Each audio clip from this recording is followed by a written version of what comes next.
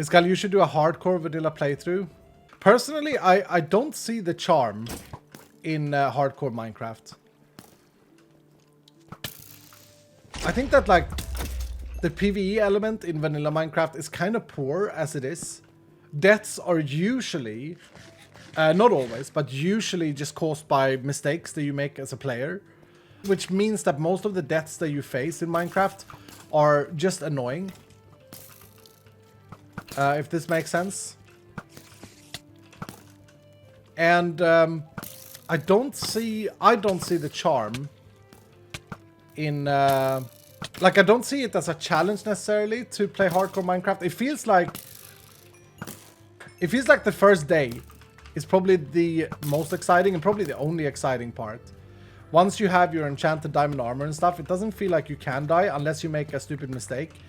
And if you do make a stupid mistake, you can have totems, you can have you know, all of these things.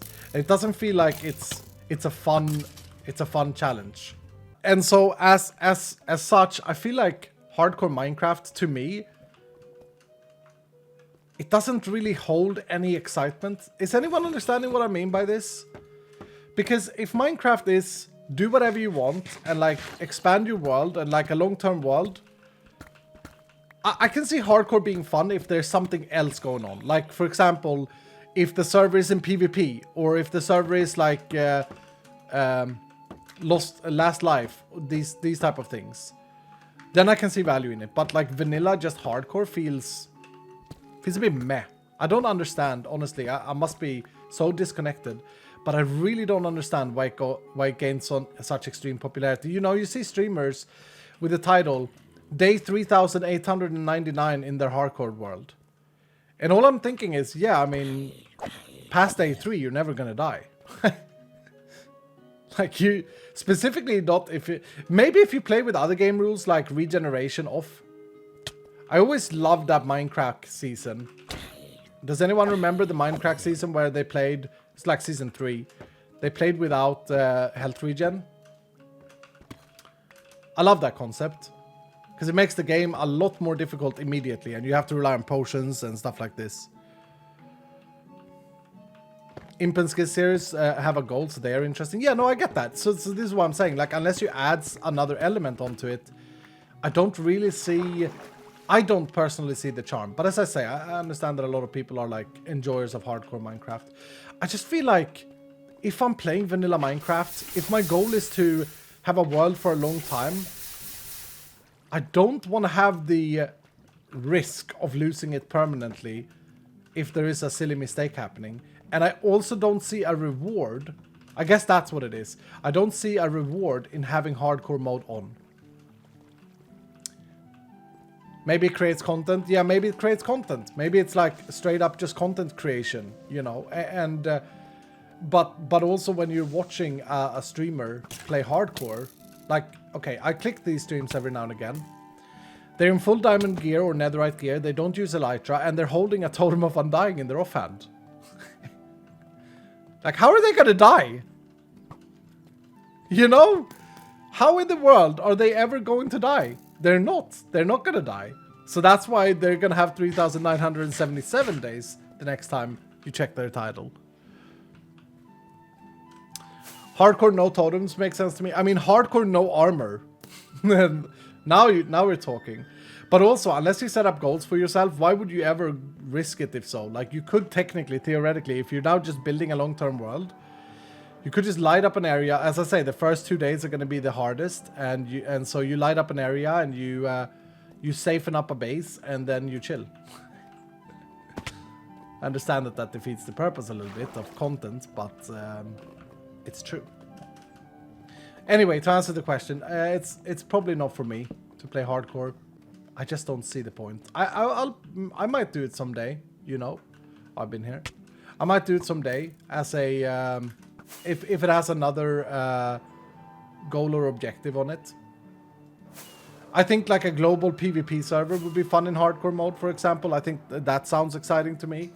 You're playing with your friends in teams or something like this, and you're allowed to kill each other. But then it's no longer for the hardcore setting that is fun. It's fun because there is risk associated with it.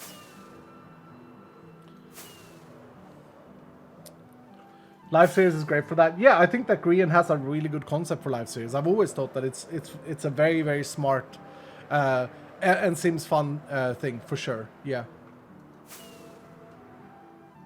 I've always said this to you guys, haven't I? Grian is extremely good at these things.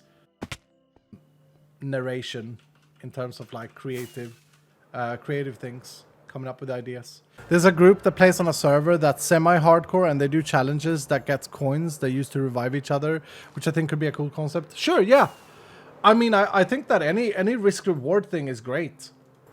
I think what I lack in Vanilla's hardcore is the reward. There is risk, but there's no reward really in surviving. You see what I mean? I mean, look at Vault Hunters, right? You know, there's a lot of risk and reward. There's a lot of like death costs you concept in Vault Hunters. And so I'm not opposed to that, of course not. Hilariously, one of the challenges was that they needed to keep a non-standard pet alive for a week. What's a non-standard pet? Like a mob? I mean, that sounds pretty fun.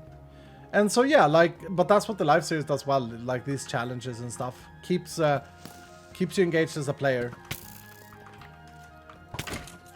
If you think about it, it's not much different from what Vault Hunters does. Vault Hunters gives you goals and tasks to do. And that's the gameplay, right? I think Minecraft in general should not have regen on food eating. But to be fair, they would need to fix their health potion, the potion stacking somehow, or inventory. Otherwise, I can see that it's just going to be annoying.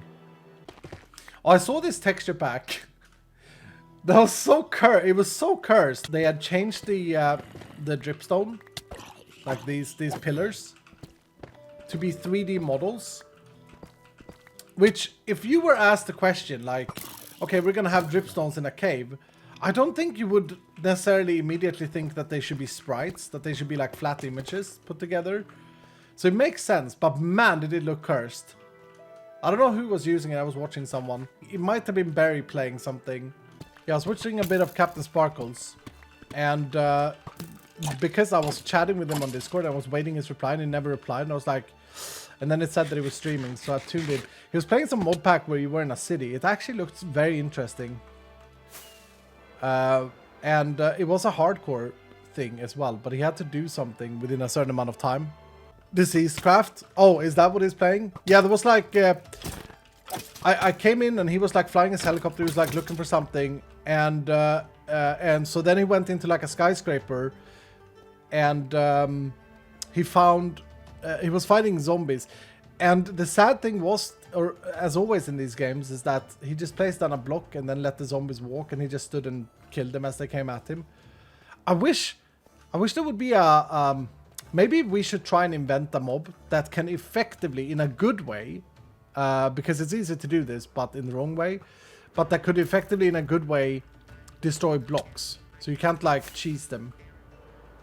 Not saying that there is anything wrong with that, or I'm definitely not criticizing Jardoon here, because I don't know what he was playing. But anyway, it would be really cool to invent a mob that, not in a bad way, destroys blocks. And what I mean by that is like, you can write a mob that destroys blocks around it, or in a direction. But the problem is that if that mob gets stuck on like a trapdoor or a slab, so they're up half a block, now it becomes problematic. You can see.